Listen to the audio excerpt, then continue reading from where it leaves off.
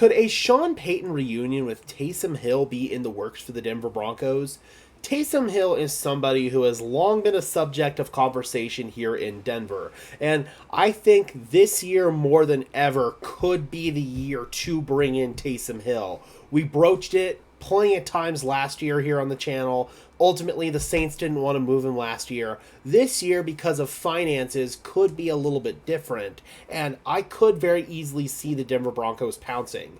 I have long stated that the Denver Broncos have the worst tight end room in the NFL.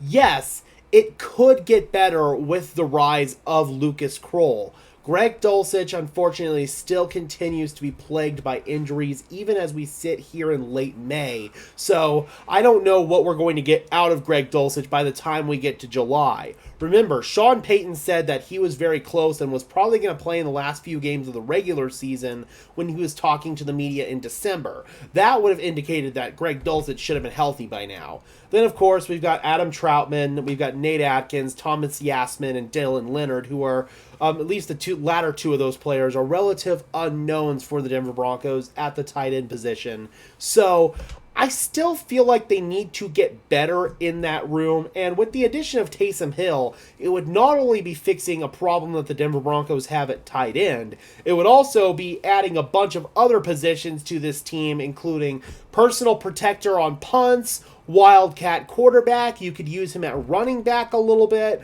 Taysom Hill gives you all kinds of different options, and the Broncos would get the top utility player in the NFL. And I want to tell you guys a little story here. Taysom Hill initially came into the NFL as an undrafted free agent by the Green Bay Packers out of BYU. He was then waived by the Packers after preseason and was claimed off of waivers by the New Orleans Saints. The Saints, at first, didn't really know what position Hill was going to play. Then, Mike Westhoff, who is the current Denver Broncos special teams guru and assistant head coach, looked at Taysom Hill and said, dude, we can use him in so many different roles. And that's how the role of Taysom Hill on special teams, at quarterback, which was his initial position by trade, at tight end, running back, all of these roles kind of morphed together because Mike Westhoff identified the type of potential that Taysom Hill had. As we've got a fire truck going by, we're just going to have to roll with that. But Mike Westhoff could very well end up influencing getting Taysom Hill here in Denver. That would not surprise me at all. I want to bring in what the Denver Broncos, or what the New Orleans Saints, I should say, said about potentially trading Taysom Hill. This was their head coach, Dennis Allen, at the NFL owners meeting, saying, no, that conversation has not been broached when asked about potentially trading Hill to the Broncos.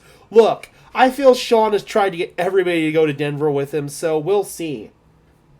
Just like this article from Broncos Wire says, if the Broncos do trade for Taysom Hill, this was an article that was done pre-draft, they will likely ask him to adjust his contract. Hill is currently set to have a $15.7 million cap hit in 2022, or 2024, and Denver cannot afford to eat up that much cap space on a gadget player because we just don't have that much cap space in general.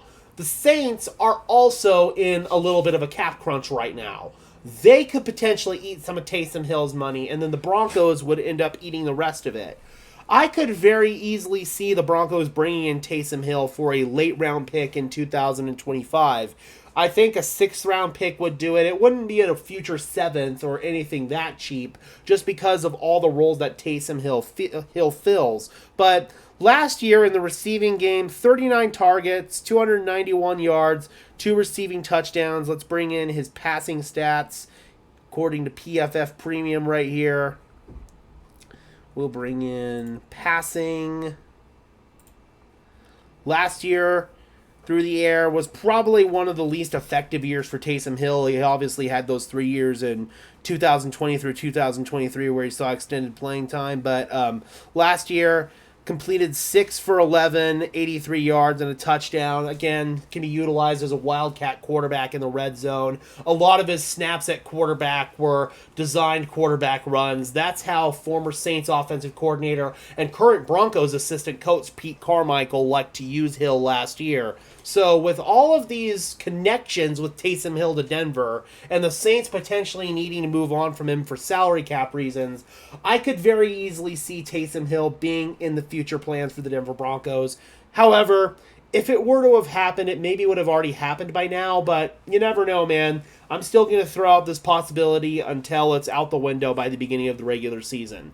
All right, Broncos country, let me know in the comment section below, how would you feel about the Denver Broncos bringing in Taysom Hill? Drop those comments down below. I'd love to hear your thoughts as always. Be sure to leave a like on this video as well as subscribe to the channel. I would really appreciate it, guys. We are getting closer and closer to 3,500 subscribers. I believe that we can hit it by the end of the week. We still have about 80 subscribers to go.